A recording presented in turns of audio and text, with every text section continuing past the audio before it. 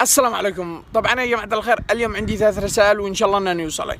طبعا يا جماعة الخير أول رسالة، عندنا هنا باليمن عندما تسجل جامعي تدفع الرسوم كاملة وحق المقعد وحق كل حاجة، وبالآخر أيش؟ الأخير تذاكر وتنجح كله من اليوتيوب من النت، شروح وهذا كله من اليوتيوب.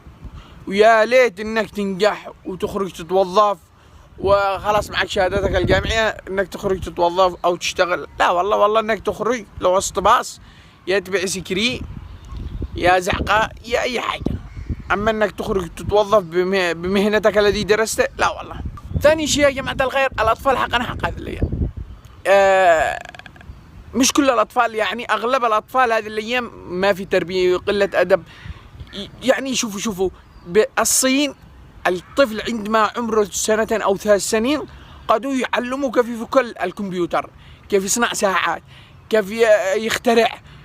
أما عندنا عمره 4 سنين وقاو يعلموه كيف يطفي له وجه عمه، كيف يسب الجيران، كيف يضرب خاله.